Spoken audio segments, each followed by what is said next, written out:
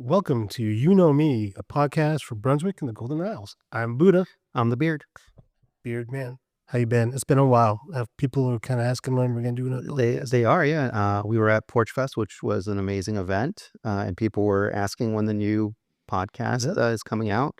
But of course, we got the holidays right around the Oh my corner. gosh, the holidays. It's stressful. It does. Yeah. I know some people love it. Some people hate it. Yeah. And Some people love visiting family. Some people dread family coming over for the holidays. But I think we're in the right place. We're with Carrie and Charlotte from Radiant Counseling. And we got to make sure that dyslexia doesn't kick in. Yeah, that was take number 3 on that. Counseling. We're going to talk about some of these things. So, ladies, why don't you introduce yourselves real quick and tell us about Radiant. Okay. My name is Carrie Lofstrom, and I co-own Radiant with Charlotte here. And we moved down to the Golden Isles 1 year apart from Atlanta, which is where we had met 100 years ago, and decided we wanted to start our practice, but we were lucky enough to be able to do that in downtown Brunswick. So I'll let Charlotte introduce herself. My name is Charlotte Nash, and it's been a great experience and opportunity I feel to be a part of this community and do what we do because we love it, and we hope that anybody and everybody that we welcome into our doors feels that same vibe. And what do we do here at Radiant? When people come in, what are they coming in here for? Okay. We have a team of, the best mental health counselors in the state, maybe even the country. I don't know. I'm going to divide it. But people come in here for any number of reasons. I think one of the things we're trying to do is break the stigma about mental health, really, and make sure that people know it's not necessarily about a diagnosis. Sometimes it's really important to just come in. It gives you pretty much 50 minutes of uninterrupted, confidential, judgment-free time to talk about whatever's going on. It doesn't have to be anything long-term, but it can be. And we want it to be just as recognized and normalized as going to yoga or going to get a checkup or stopping in to grab a cup of coffee. And that's part of why our mission is what it is. Yeah, that's amazing because I remember growing up, I grew up in the 80s and 90s, and people looked at mental health as a stigma. I even remember, I had some issues, and I still do. But I told my parents, like, hey, I think this is going on. And they were like, nope, nope, we're not going to. You don't have anything. Nothing's wrong with you. And a little bit with my wife, too. She's got ADHD. And they were like, nope, you don't have anything. It's just whatever. So it's good that finally that stigma of mental health and trying and helping people with mental issues finally is breaking, I guess, down that door. Absolutely. We got kind of a kick out of the fact that when we first started, we didn't really know anybody down here, to be perfectly honest with you. So we were just kind of busting in the scene, not sure what was going on. But we set up a table a couple of times at First Friday in downtown. And we got laughing at how many times people would walk by and go, counseling? Oh, you should take my friend. He's crazy. Just, we need to teach people about counseling. You gotta have a different approach. Now, do you offer all types of counseling for any number of mental stress issues? Yeah, we have 6 other therapists that work with us, and that's kind of the beauty is we all kind of have our special, areas of expertise that we like to offer, and any ages from 5 to. I work specifically or mostly with older adults, and I think let's talk about stigma that particular generation of older adults. That's not something that they really knew about or did, and so I have a lot of folks that come to see me and they're like, "Wow, this is great! I didn't know I could talk about my feelings and they feel good about it." Yeah. It was strange. Like they were almost like, no, let's not even talk about it. You're fine. You're just growing up, or it's just whatever. Yeah. So Yep. So I like to see, I like knowing that people are finally saying like, hey, I know something's wrong with me, and they're going to seek help for that. So now you're mental now. So are you counseling, psychiatry, or psychologists? Like, where do you fall on that spectrum, or is it all three? Well, we're considered therapists or counselors, mental health practitioners that, like, I'm a licensed professional counselor and Charlotte's a licensed clinical social worker. They're Okay. kind of interchangeable and they vary from state to state what they're called. But the way we kind of describe it to people is we're not doctors. That's what psychiatrists are. They actually go to med school and they can prescribe medication. And psychologists generally handle a lot of the testing that's done for like autism spectrum disorders or learning disabilities, anything that you can kind of standardize test or there's some sort of like market. So psychologists do a lot of that for and I mean, we can do some assessments and things like that, but you're not going to probably spend 50 minutes in a psychiatrist's office. You might get 5. And then get that big bill. Yeah. It's a different experience. Yeah. And to that point, I think we feel because we spend this intimate amount of time with somebody versus a doctor, we try to let people know that this is a safe space to come and talk about whatever it is that's on your mind. And the beauty of it is because we're a third party in your life. You know, whatever you say in here doesn't impact the person that you're speaking to or with. Right. So it kind of allows people to speak freely and not feel judged or like, oh, I can't say that aloud in here, but you can. Wow. We keep it right here. It's confidential. That's a big thing. Yeah, it is a big thing. Some people are so. I used to be in law enforcement, and of course, law enforcement has one of the highest suicide rates, and that is one of the things. Is people in law enforcement sometimes they think, oh, I can't say that because I'm a law enforcement officer. You know, I'm supposed to be this big tough person, and I can't say it. But it's good to know that when you come someplace, it's kept that way. So this way you can open up. Especially in professions like law enforcement, where suicide rates, divorce rates, they're just high up there because it's such a stressful job. Yeah. Yeah. I mean, I think that's one of the first things we tell people when they come in the doors is like, let's be honest, life is hard. It's just hard and it's hard for everyone. And there's moments where things are great and there's moments where things aren't so great. And ideally, instead of like that kind of tuck and roll that we did back in the day, which was like, just close it down and move on. You'll have a better day tomorrow. It's this kind of like, if we don't talk about it, it kind of festers. So we see a lot of terrible things. We hear a lot of terrible things. We've been exposed to a lot. And the reality of it is everybody needs a space to just be able to come in and talk about it without feeling like somehow they've got to take it on the chin. Like, Right. you know, buckle down, pull yourself up by your bootstraps, that kind of idea. It's like, it doesn't necessarily fix anything, but what it does is it frees you from these kind of constraints of like, this is on me. I have to deal with it. I'm alone. Yeah, and you're never alone.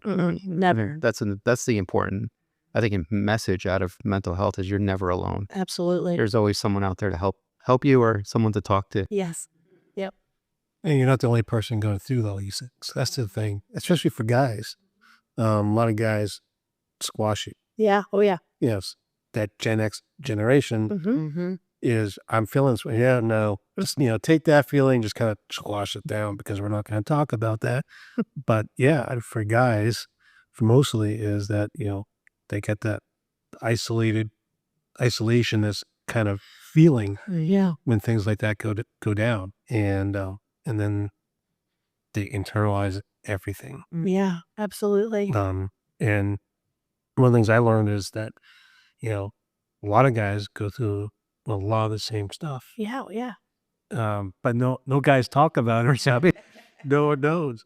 But yeah, so I think especially for the guys, it's a good way of sitting down and just kind of cutting those ties and unburden some of that stuff because it can free you up to do things that you really want to do. It's absolutely true. It's absolutely true. Open up your potential by letting out all that stress. That's right. That's right. We're coming into holiday season. Is this like a busy time here? Mm-hmm. Tends to be, yes. Yeah. Yep.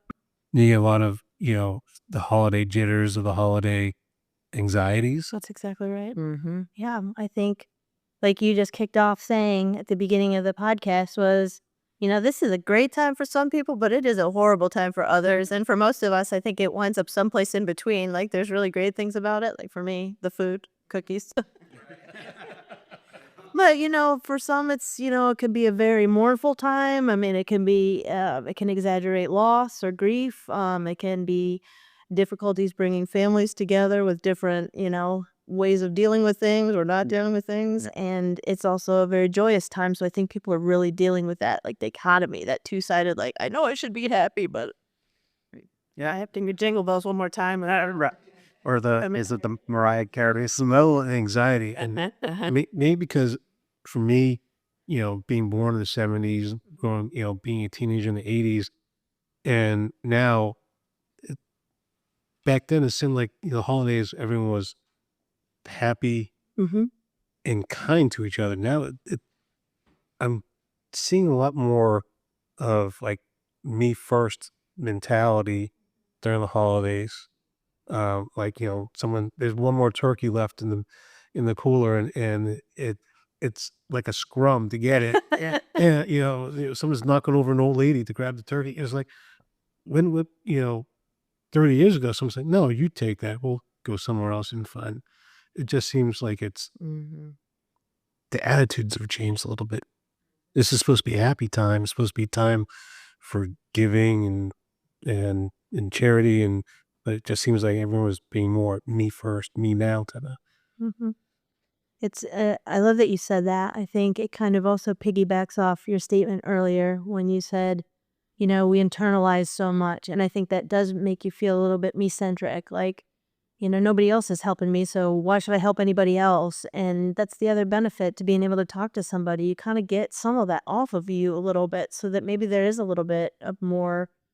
There's more room maybe to say, I can help you because I've unburdened myself a little bit, and it's just it keeps you keep kind of paying it forward. One of my favorite things is if my clients say, "I just wanted you to know that what you said really helped me," and I was able to tell it to my friend, and it really helped them. I think, oh, that's a beautiful ripple effect. Yeah. Mhm. Wow. Now, do you, when you have counselings or therapy sessions, do you ever do you guys make recommendations if they need to go to a psychologist or psychiatrist? Mhm. Okay. Yeah. And we try to connect people with resources of all kinds. If there's something that they kind of express or they share in a session that there's something that they're working on that maybe um, not only you're getting that here, but in addition to you might want to try this or you might want to go see this person. You can recommend a massage. If that's Right. something that or take a yoga class or go walk on the beach or do something that where self-care is quite the buzzword, but we Yeah. talk about it all. That is. It is. Yeah. Yeah. Just a simple massage could probably Right? do wonders. Yeah, changes my life. Yeah. Never had one. You're missing out. Well, I mean, I played sports in college with that, so you got like the sports massage, yes, your the legs hurt. and calves and stuff. Yeah, it's after a game and you already swore Yeah. and those, but they're working out, so you're not getting Charlie horses and calcium deposits because you'll get that sometimes. You get hit really hard in the leg, and if you don't work that out, Oh, for sure. you can get a calcium deposit. Same with feelings. If you don't work them out, they Yeah. just like start balling up. Yeah. And then you have that breakdown. That's trying to avoid that breakdown.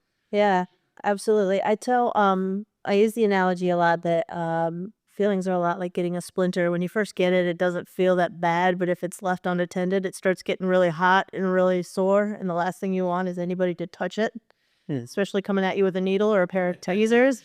And you have to tell them, like, I promise, once I get this out of you, you're going to feel a lot better. And the moment it comes out, you start to heal. And it's a really beautiful thing. And by the way, if anybody's wondering what to get Frank for Christmas, gift massages to give Chris a massage. Yeah.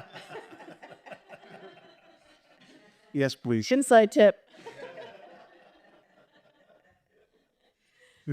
What kind of advice or people listening is like as we're gearing up, because we really are. I mean, people are gearing up. But I know I am. Like it's like next week. I gotta get Yeah. turkey. I gotta get this, and and then all of a sudden we turn around, it's going to be Christmas and the gifts and everyone's, we're going around. What do you want for Christmas? What do you want for Christmas? And, what kind of advice can you give some of these people as we're gearing up for all this? Because it ends up being like, ah, for some people. Well, Charlotte deals a lot with mindfulness and meditation, so she's going to be able to tell you a little bit about some like coping skills that you can use. But one of the things that I think is underrated, and it seems kind of natural for us because we talk about this stuff all the time, but I know it's really important for other people to hear, is it's okay to walk away. It's okay to take 5. It's okay to, if this discussion gets heated and you don't want to be a part of it, or somebody's hurting your feelings, or things are just getting too loud and you're overstimulated, go say you got to take a call. Go walk around the block. You can get out of the house, even if you're traveling for the holidays, because that kind of time between when somebody hits you and the stimuli, the reaction, and the emotion, if you can build in any time for that, it's going to help you kind of calm down and take some deep breaths, which is a coping skill. As simple as it sounds, it's, you, for anybody that's in that stressful time or experience, you can, if you're paying attention, you can actually feel your breath, just kind of this short, and all the things that you start to feel like panicky or dizzy or whatever, that's a natural reaction, just not getting enough oxygen to your brain. So as simple as it sounds, but just encourage people to literally take a deep breath. That's what we're talking about, take 5. If that means walking out the door, if that means just taking in how you're feeling and recognizing that it's normal. And I think that's one thing we do in counseling is to normalize those feelings and to remind everybody, like, it's okay. Yeah. This is something that you're stressed. That's what's happening. And as simple as taking, deep breaths, being mindful.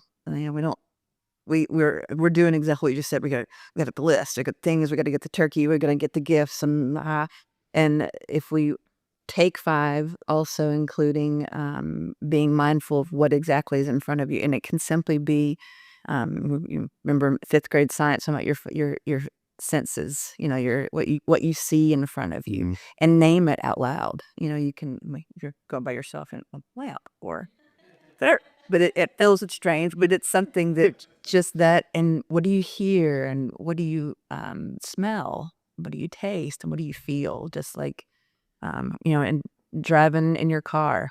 How many times have we been in the car and I don't even know how I got here. This is just a path that I, go from A to B. This is something I do every day. Literally being mindful in the car, looking at 10 and 2. If you're holding on to the steering wheel and really taking notice of that, taking notice of the street light, taking notice of the signs, that's being mindful. Yeah, I hate when that happens. Right? How did I get here? Did I flow that red light? And I don't feel yeah, exactly. Like, well, at least I'm clear. Oh my God, this is my exit. Yeah. Where am I going? That's another perfect example of like a shared experience. Somebody's like, am I dissociating? You're like, oh no, man, I do that all the time. I'm like, did I go through a red light? Were there any lights? And the fact that we've all done that is it speaks to the human experience. It does. And it's funny because I teach at FLETC, but I use this experience to prove a point about something. And I say, and I ask the classes, like, how many of you, like, I go, how many of you walk into a store, not buy anything, and then walk out and feel like you stole like the whole entire store? And it's like everybody has that same feeling. It's like you're checking your pocket. It's like, I know I didn't put anything in there. That's true. It's like going through security at the airport. Yeah. Like, I've never carried a knife in my life, but now all of a sudden I'm Yeah, like like a machete. Yeah, because like, I didn't take that Michael Myers knife with me. Like, yep. It's just funny how your brain like does things like that. Oh, for me, actually, this is probably people got to scratch their head, but the holidays, yes, it's stressful. But what relaxes me the most is cooking, which is like the most stressful thing for 99.9% of everyone during the holidays. But it's like, nah, I got this. Yeah. Yeah, it's like, I'm doing it. I'll do the turkey, I'll do the stuffing, I'll do everything. except for the green bean casserole. um, but like, there was a Christmas, we had 18 people over, and I did like these pan-seared pork medallions with a balsamic Chardonnay reduction and an apple chutney, and it was for 18 people. And it was like everyone out of the kitchen. Yeah. Yeah, That's your space. that's my space, and that relaxes me. Like, come home from work, I cook dinner because that's my spot. So, which is weird because everyone this time of year is always freaking out because is the turkey got to be right? Is this going to be right? Aunt Mary's coming. If I don't have the stuffing just right the way she likes it, and people really get very panicky about what they're cooking. And I'm just like, psh, Yep. let me at it. So I think that's my salvation. I think it's a lot of the times because going to the store can drive you absolutely crazy as you're shopping. But like one of the things is like when you're cooking for all these people, like I got 18 people, it's like that family dynamic of, coming on, and I love my family. I'm with my cousins, my mom and dad are still around. I always look forward to seeing them, and all this stuff. But everyone has that uncle or that aunt or that one cousin, something that drives them a little bananas. And it's just like, how we handle our family dynamics. Because during the holidays, sometimes they, um, uh, things get amplified, some of the tensions. So that, my cousin Mary that said this about me, and now it's the holidays and everything's like turned up to 11. Yep, absolutely. I mean, one of the things that you brought up that I think it's really important to note are expectations and your own personal coping skills because it's different for everybody. If I say, what's something that you can do to relieve tension? Someone will say, I'll go for a jog. I'm like, do you like to run? They're like, no. Then don't use cooking skill. Choose what you like cooking. That's perfect. That's a perfect example. Like I know I gotta go because my Aunt Mary is driving me bananas. I'm gonna go get the pork out of the oven, or I've got to go do this, or I've got to do that. But the other thing is we have to look at expectations. The one thing that we know going into the family dynamics is that we know the family dynamics, generally speaking. I mean, there can be some surprises, but literally, if your cousin drove you crazy last year, they're likely going to do it again.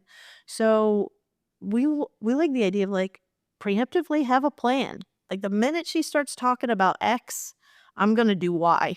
That's when I'm going to stand up and say, oh, I just remembered. I like to knit and go upstairs, right? Or something. You want to have that exit strategy in play because you pretty much know your family dynamic more than anybody else does. And you don't want to just keep going into the fire and expecting different results. So just walk around the fire or excuse yourself as best you can. And part of that is reaching out to the people who don't drive you nuts and say, hey, if you hear her start talking about this, can you come grab me? Or can I call you? Or can you call me and I can pretend like I have an emergency? It's like a bad blind date kind of situation. Right. That's a good way to do it. We all have the cell phones now, so it's Right. Yeah. so just oh man, if Uncle Joe gets me cornered to talk about the Jets again, but hey, Paul, Hey, the Jets. Last one. Come on now. That's why Work's calling in. Major problem. And if you are, if you're not expecting it, we talk all the time too. Like, I think there's all this pressure, especially around the holidays and being around your family, to have a response, an immediate response. And if you're caught off guard, we feel this pressure to have to respond, but we don't have to. And I think giving ourselves permission to not have to respond, and whatever that may be, if you don't mind just me one quick second, most likely we can divert and walk outside. Maybe they'll forget. it's about the cancel. And especially, when you do have that family dynamic and then they start bringing up religion or they start bringing up politics. And it's like, I really don't want to talk about this. It was like, how do I avoid that? Yeah, I think that is it. Verbalize that. I don't want to talk about this right now. Yeah. Or do you mind if we don't talk about this right now? I just, I was thinking the other day about the movies that we both have in common. Or I was thinking when I heard this song, it's kind of like Charlotte says, divert somebody's attention. And maybe they'll keep hammering. They may keep coming. Yeah. at which point you got to go. All right, so I'm going to rip the Band-Aid off because you said politics. And I'm not bringing up politics. I've read a couple of articles during the week, and one was about a particular talk show on TV encouraging people not to invite certain people to the family because they voted a certain way. I read a few days later, I read another article by a sociologist. They said, that's not a really good idea. And this has been a very polarizing Yes. year. And I know for some families, that's going to be an issue because I'm pretty sure there's going to be a bunch of families that believe one way, half of the family believe another way. And now they're going to be in the same room together. How do you handle that? Because people have gotten very fanatical Yeah. Oh, yeah. about some of the politics on both sides. Absolutely. And now we're supposed to sit down and eat in peace and love each other, but there's I think an unnecessary animosity. Yeah. It really is an unnecessary animosity. So that's going to be a tough one this year, I think, for a lot of people. Mm-hmm. I think so. I think I'm a big fan of like preemptive solutions as best you can. Sometimes that looks like, and I'm going through this with my own family. It might look like an email thread that sounds like, hey guys, I know we all feel a little bit differently about this. How do you guys feel about taking this subject off the table? Because there's not 8 billion other things that we could talk about, right? It's not what brings us together in the first place. You don't, walk across the street and have dinner with the family just because they're there. You're all together for a reason. That reason has nothing to do with politics. It has nothing to do with where you live, where you grew up, how old you are, because we all run the gamut. So I think I'm going to encourage everyone. This is like my public announcement. Like, can we take the subject off the table? I don't tell people how much I make when I go to family gatherings. I don't talk about how much I weigh. I try not to talk to people about things that are polarizing at all. So if that's the case, we were talking about growing up in the same generation. It was like, you didn't talk about politics, you didn't talk about religion, and you didn't talk about how much you made. Those were verboten. And I think we could go back to that because it feels more civilized to me. I agree. I've always had the rule of work. You know, I don't talk politics. I don't talk religion. If you want to talk to me about football, fine. But that could be stressful. But which worked great when I was still in Massachusetts. But now that I'm down here, there's been a couple places where I work where religion is a big part of the conversation, and there's like, I'm gonna take out of this conversation. I got stuff to do. I don't need to have that conversation. Yeah. Or having political conversation over it because we're not there for politics. We're there to achieve a goal, no matter what you believe in, religion or political. We're all here to move this company forward. We all want to have that bonus at the end of the year. Let's focus on that. Yeah. So Common goal. yeah. It's like, I know coming up to mention like my daughter's getting married in June. Her mom and that side and my family coming out, there could be a little bit of an issue. And on that bridge, I'm gonna be that person that I'm gonna get this from this person, and she said da da da da, and I'm like, first of all, make sure you don't have like any political things because that's what the other grandma likes to do. Yeah.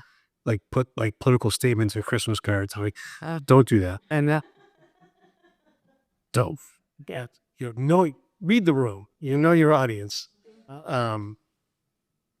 But when I'm with my family, pretty much most of us like mine, but we never get into that. There's so many other things to talk about.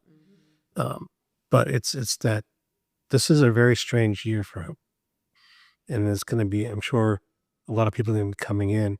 Yeah. And I've read like some of these colleges have set up milk and cookies and safe spaces for them to talk about their feelings over this election. yeah. And have we gotten a little bit softer as a society? I mean, I know we're supposed to be.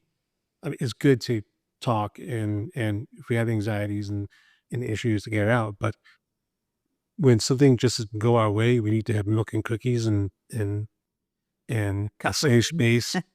Um, is that a little bit too far? No, I think that's a great question. I think generationally we hear it a lot, you know? People are overly sensitive. Um, that's kind of the cancel culture that people talk about, or politically correct, or um, and I think ultimately maybe we haven't gotten softer.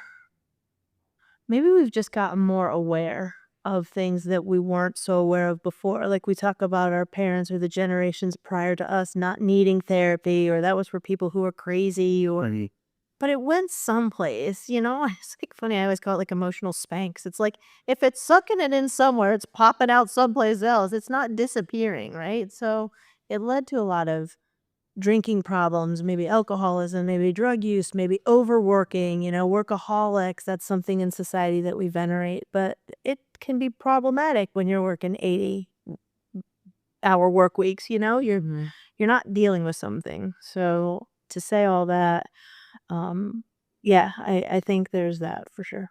Yeah, that's good way of putting it because I think a lot of people, the Gen X baby boomers, are like, yeah, suck it up, buttercup. Yep. Rub some dirt on it, and move on. And But I know, like, kind of, like, I agree because kind of like you're right because like we grew up with like movies that are like you're not going to see that. Like if they make that again today, people are gonna be like. But at the same time, like I know I had some issues mentally growing up, but like it being pushed down and saying like, "Oh, get over it," like whatever.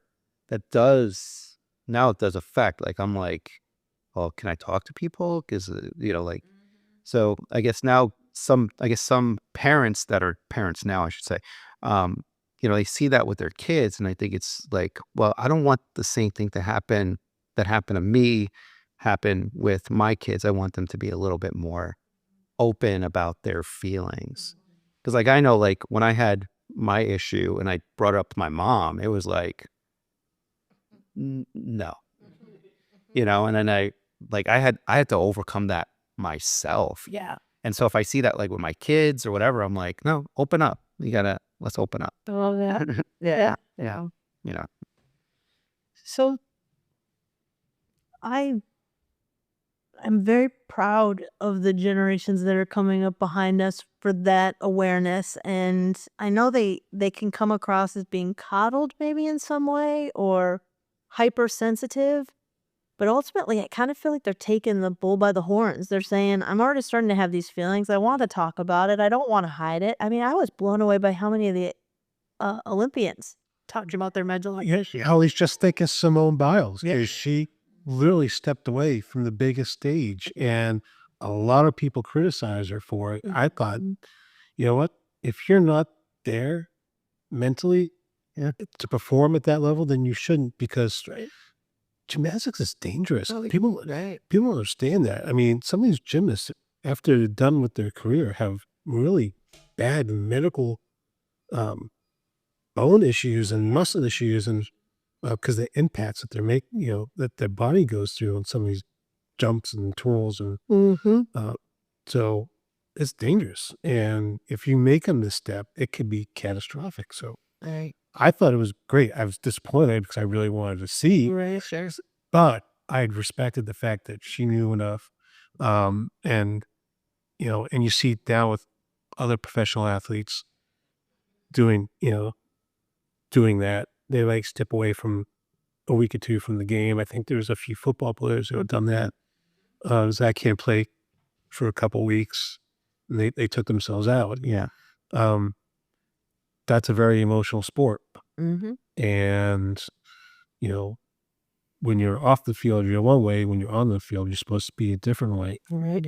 And some people can't turn that off Mhm. once they get off the field. Yeah. So it's good to have someone that can say, listen, you need to take a break. Right. Yeah. Yeah. And I respect that for them because then it also shows other people that are in other professions that say, hey, if this, superstar football player or superstar gymnast can take a week or a month to get off the field or step away from what they're doing, then hey, maybe I can step away and then go talk to somebody about my feelings. Mhm.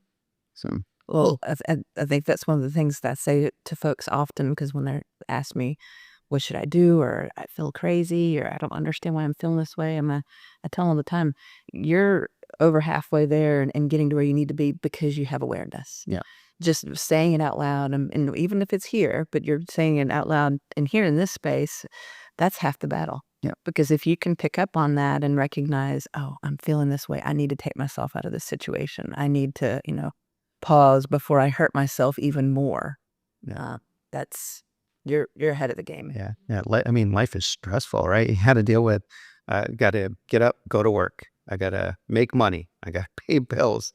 It's like, it's almost like we have places that give annual leave, places that give sick leave, but it's almost like we should also be giving some kind of mental leave for people just to take a few days just to go talk to somebody or decompress or go take a walk or And none counted against your PTO. Right. Yeah. Right. Yeah, seriously. I think that I mean the pressures are greater. And I think if any young people listening to this, and I remember being in like middle school and high school, like, oh man, I really wish I was an adult.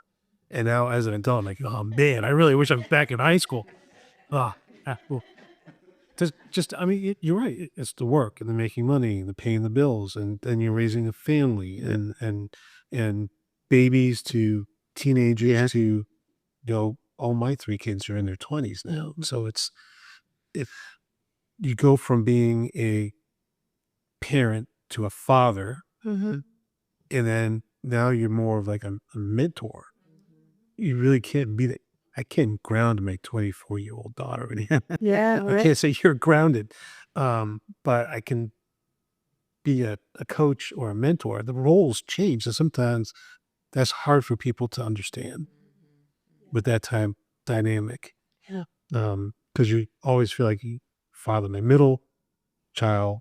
She lives in San Francisco, which drives me crazy. Mm. Because it's so dangerous this around there now. So we're always talking. What are you doing? What are you doing? Put a Ring camera up on your doorbell and see, and be careful, and because she's only like 5 foot nothing. And so I'm like, she's like, Dad, like, I'm your father, I can worry. Yeah. But with the other two, it's a little different because they're not in that situation. But the way I talk to all three of them are very, very different, Mm-hmm. because they're very, very different people. Yeah. And I think it took me a while. I go see a counselor, and because when these kids went to California, that was 12 years ago, not by choice. So there's a lot of stuff I had to Sure. get through, because the role of parent changed. Right. And so it was very, very different.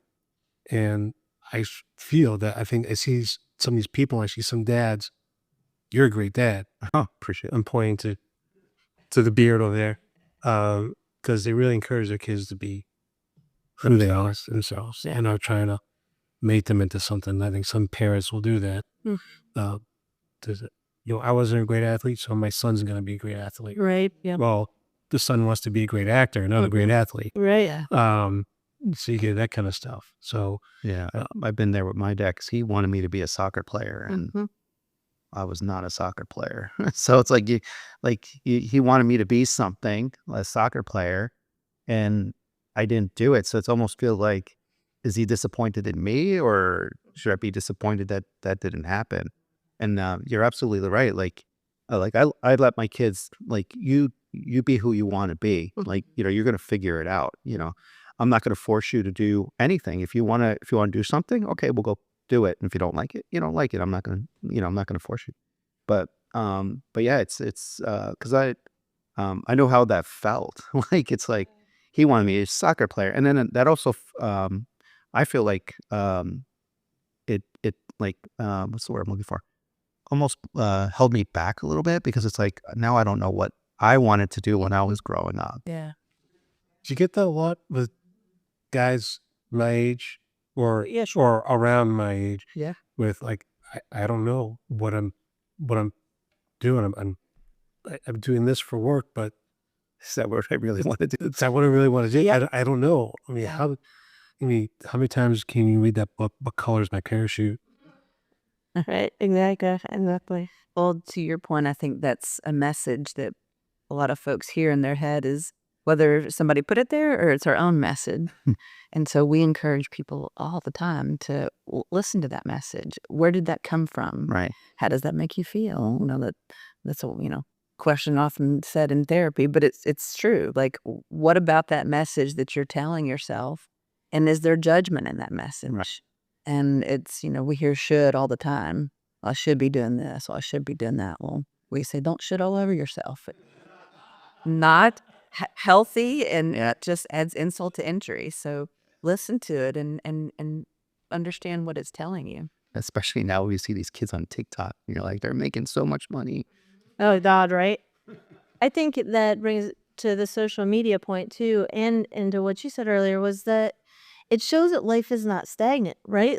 We go through evolutions in a lifetime that are like outlandish. I mean, people really like being parents sometimes to young kids, and some people hate it. Some people like being, I mean, very few like being parents to teenagers, but some people really dig that age, to like hang out with them. I mean, there's lots of middle school teachers out there who choose to do it, which is awesome. But I think we never lose that self-doubt no matter what we're doing, right? It's this kind of like, it never gets easier necessarily, but I think we were taught that. I don't know. I kind of felt like once I hit a certain age, or it would just kind of like be smooth sailing from there. Like I have it all figured out. And it's really nice, like Charlotte said, to deal with like an older population that's like, I guess I know I'm 45, but I don't know what I want to be when I grow Right. up with my I'm in the same. I'm like, what do I want to be? I'm like, but then you're like, is it too late? It's like, but you brought up a good subject, social media.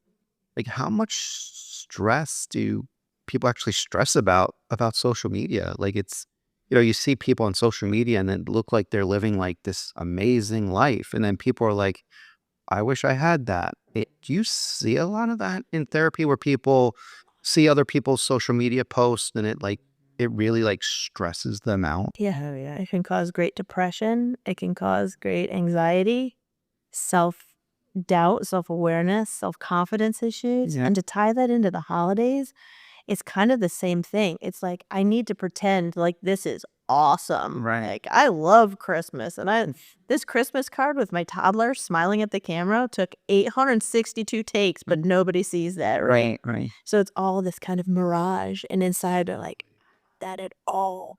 I'm a hot mess. Right. Yeah. Or just like they put up their Christmas tree. They take a picture of the Christmas tree, but you don't see on the sides Yeah.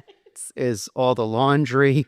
The chaos. That's the chaos. They're just like, this is going to be the perfect picture. People are going to think I have this perfect life. Yeah, it really is a mirage. And I always tell my kids or people when we talk about it, is like, when you look at Facebook and Instagram and TikTok, you're looking at pictures of their best times, Yeah.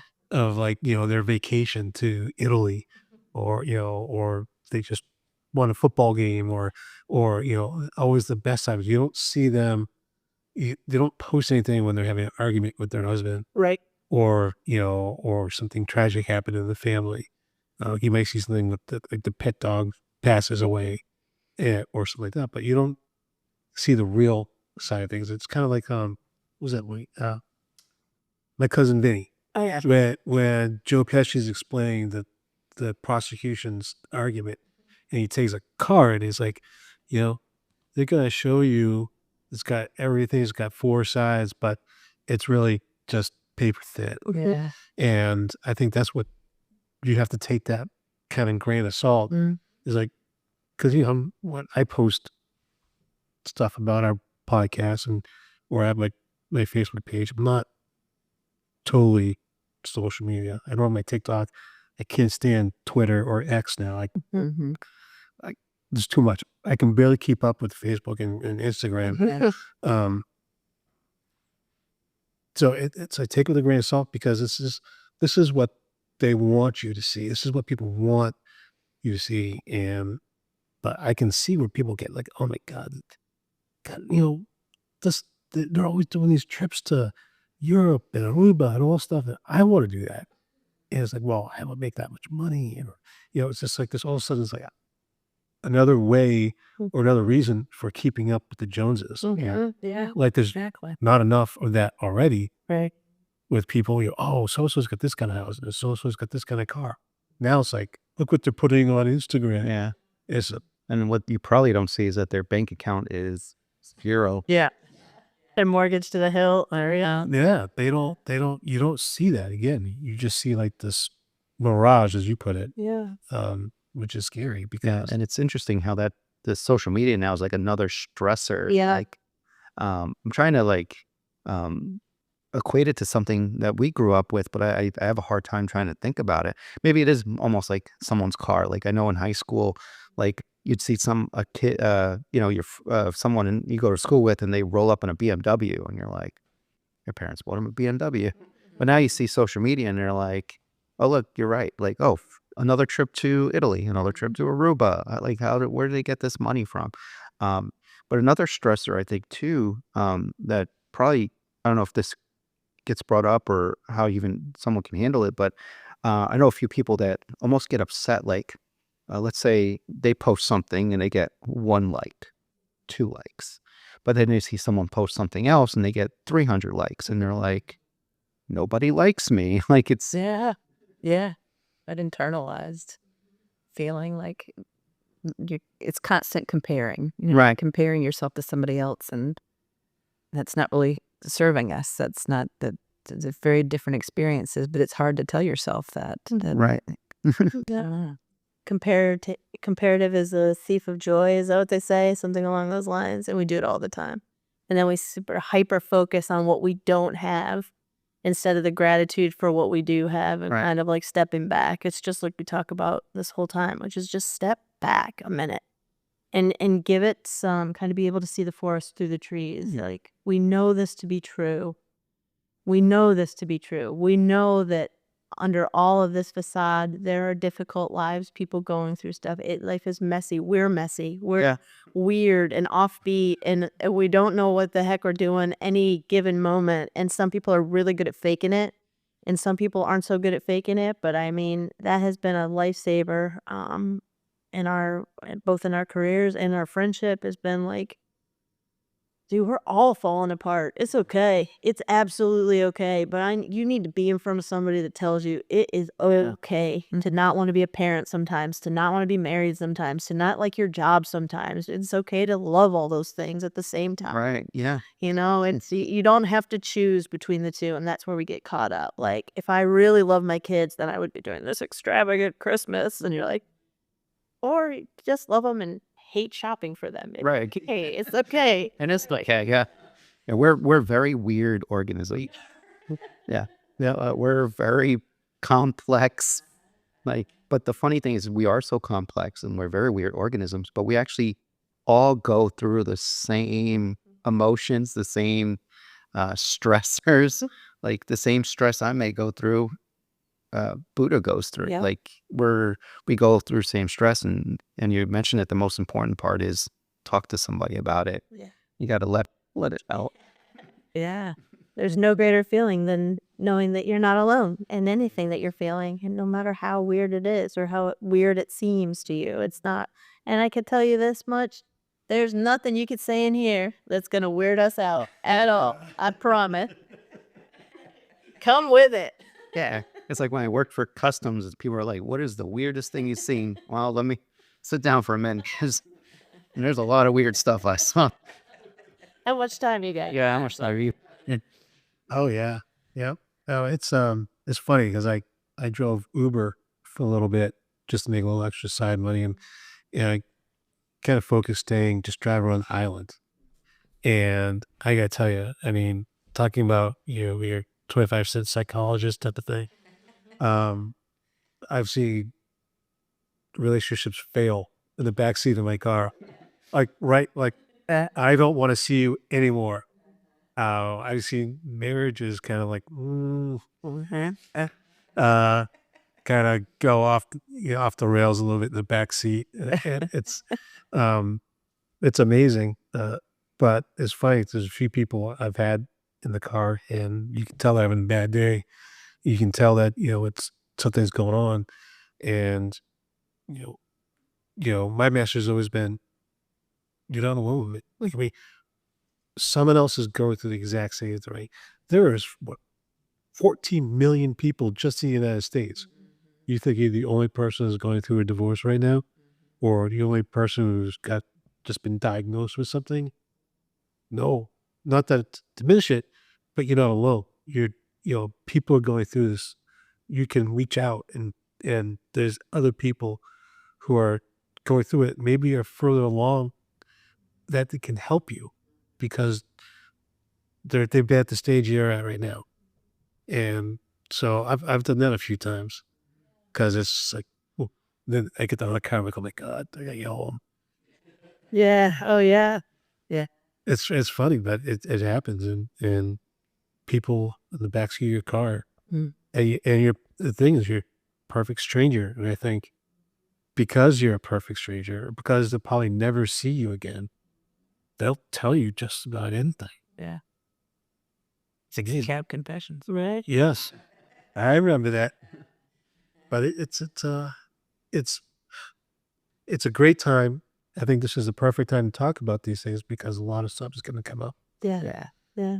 Um, especially this year, I think more than other years. Yeah. But the big message for the holidays is what? To step back for a minute, Mm-hmm. take a breath, do something that's going to relax you, whether it's cook or, run if you want to run. Mm-hmm. The only thing. Or maybe it's just sitting down because, I mean, there's a lot of football on, there's a lot of basketball. I mean, it's just sitting down and watching 10 minutes of a game. And that, whatever it is, could be just about anything, right? Be kind to yourself. So let's talk about Radiant real quick. So, now do you guys just do appointments only? Do you take insurance? Like, how does that all work? If, let's say I want to make an appointment, how would that work? Well, you can call or go online and reach out to us through our website. And we have an office manager named Eddie who is eager to help folks and match them with somebody that either we think based on what they're asking for might be a good fit, or just scheduling and in insurance and taking private pay is something that we want to offer to our folks. I'm gonna let Carrie talk a little bit about just we're making some transitions into the new year, and we're narrowing the availability of insurances that we're allowed to take. Insurance is making mental health very difficult to manage as a small business owner, and the folks that are here to get it, because it just becomes this cumbersome process. So we're trying to make things a little easier. In fact, that's going to be our new theme for the year, which is simplify. Simplify. That's good. I think more than anything else, and this has been Charlotte and I, when we started Radiant, it was to kind of cure the ills that we saw in the mental health industry of people not getting called back. People, you never know when somebody's calling that line if it's going to be the last call they make, Right. and you want to be there. And we have limits to it, being that we're outpatients, so we're only open, from certain hours. We're not an acute care facility. However, we want and we're desperate to be a resource for the community. Like, people can walk in, we might not get you in to see a therapist that day, depending, but people have come in and just said, I'm feeling this. Is this something you guys can help us with? And we'll try to get you in that week. We'll rearrange our schedules. We'll do what we have to do. But if you want us to come talk to somebody at your workplace, if you want to come in with your significant other, if you're worried about your kid, whatever it is, we're open to just answering questions. You can always email us. You can always just say, like, is this something that you would escalate up to seeing a therapist, or do you think this is a good reason for that? And we'll be honest with you, and we'll try to make ourselves available because we need people to know we are here. People said when we first opened this particular this place, well, it's street level. People are gonna see people walking in and out. We're like, yeah, that's the point. We want everybody to be in here. That's the key. This is nothing to be ashamed of, and there's nothing better than hearing people like, "That's my therapist." Like you're a rock star. You're like, yeah, yeah. At Porch Fest, we were out at Porch Fest, and you see all kinds of folks. People come up to you or just give you a wink, and Yep. And we're gonna try to make it affordable for you. I mean, we will work with people. We have sliding scales for private pay. You know, we can work anything out. We just need to talk to you and kind of figure out where you are. And if we can't do it or we don't do it, we will point you in the right direction. We're never just gonna leave you holding the bag if we can. And so I guess my other question is, so why the Golden Isles? Have you been in the traffic in Atlanta? No. But yes, you have so many. You have so many choices, right? Savannah, in between, or even St. Mary's. What specifically drew you to the Golden Isles? I will say what brought me down here is I was ready to get out of Atlanta and kind of start something new, and the idea of living near the beach sounded really rad.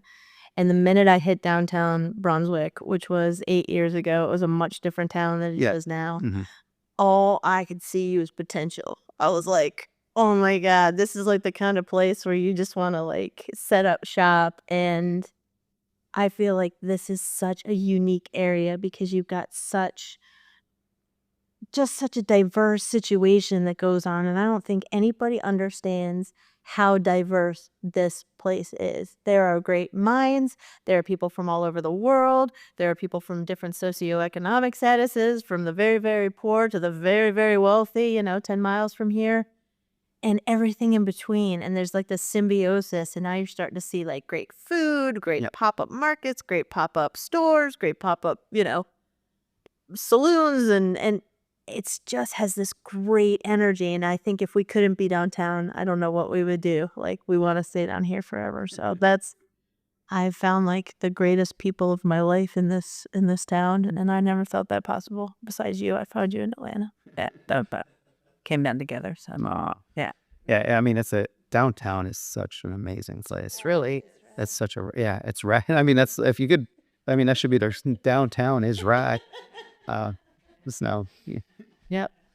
But yeah, we that's why we started this podcast Amazing. was to highlight, not only the Golden Isles, but almost specifically like downtown because it is a hidden treasure. yeah, But It's such a great diversity. There's a lot of interesting people and just things, and other people should be aware of it. Everyone should be aware of it. Everyone should know about Radiant because um, it's a service for the area. Yeah.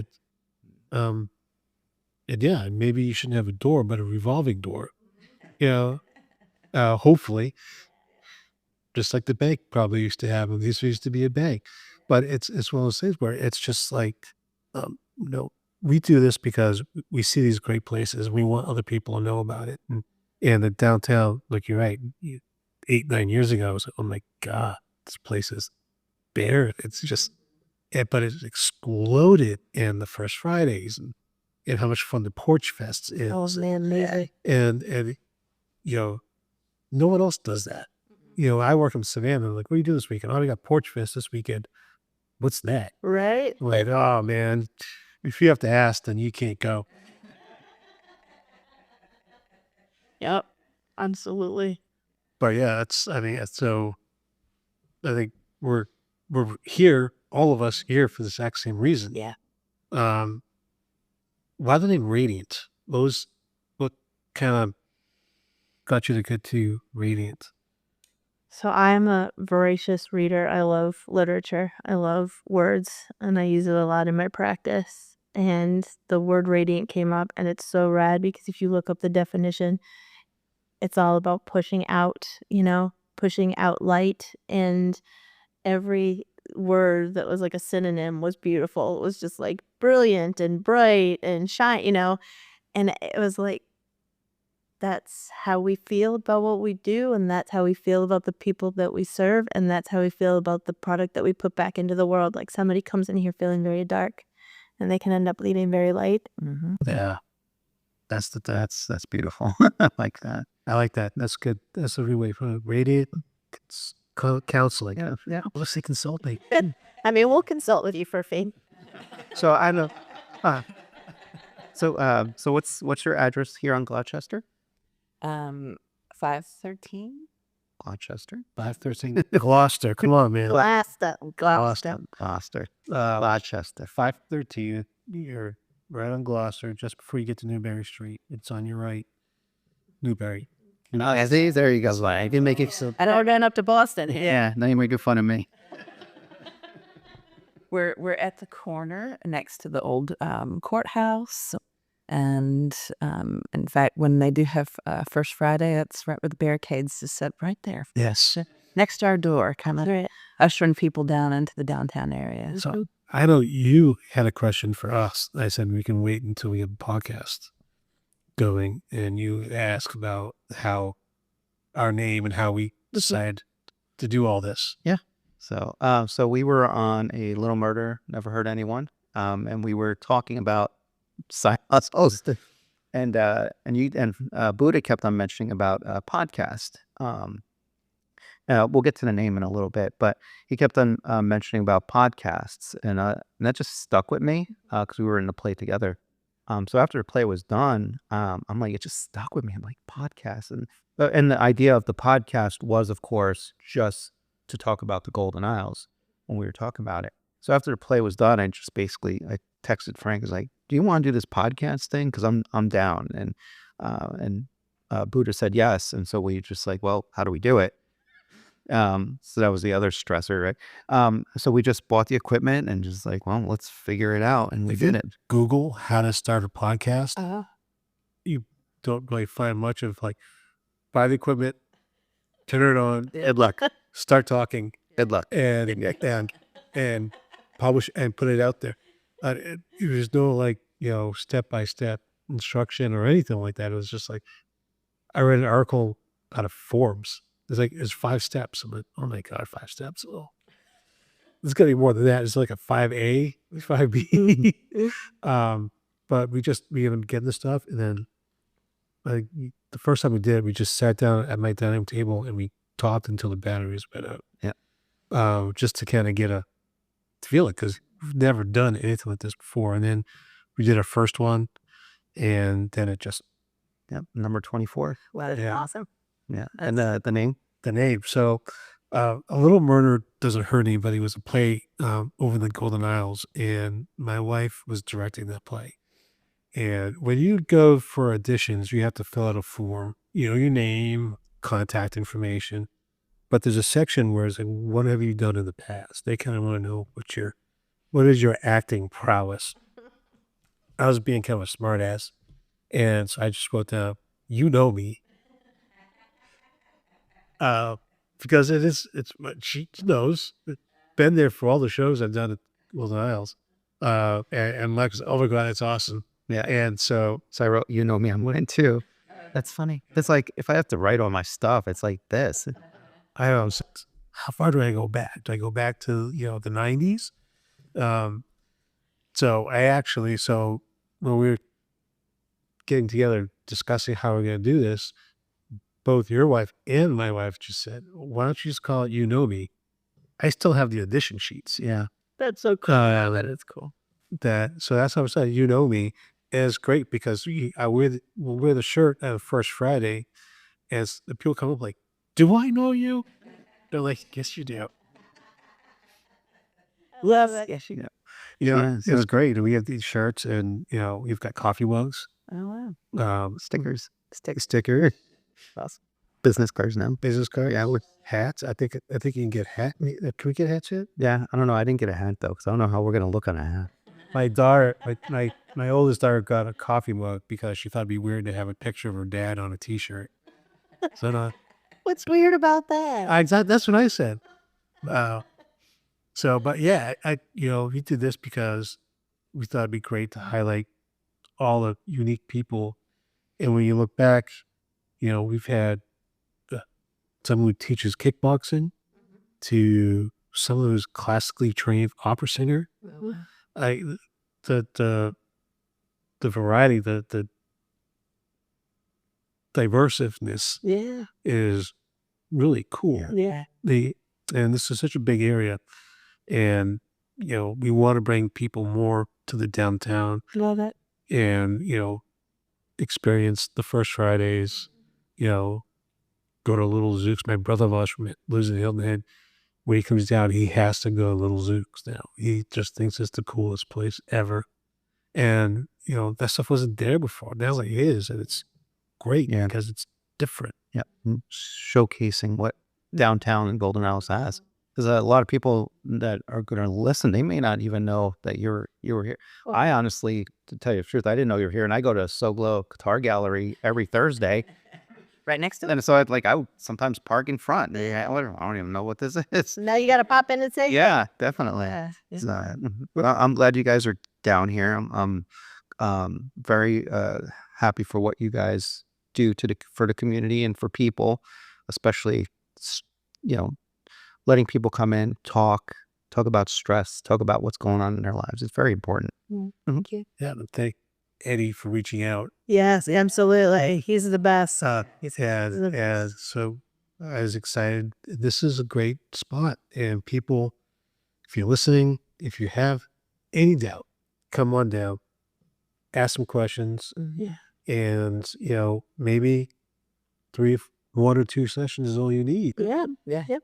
Maybe something a little bit more ongoing, but, especially this time of year, if you want to air things out, if you want to just let loose a little bit and just have someone be your sounding board that's not going to judge you. That's the biggest thing, is no one here is going to judge No. what you say. Ever. So use it. Come on down. Yeah. Yeah. Don't let the stress of life get to you. Yeah. Or the holidays. There's by now. So how can people reach you? What is a website, phone number? The website is radiant-counseling.com. Okay. And the main number is 912-289-2497. Awesome. So if you guys need to reach out, please reach out. Thank you so much for being on our podcast. We really appreciate it. Thank you. This has been a fun hour. Yep. That's awesome. Thank you so much. Thanks, guys.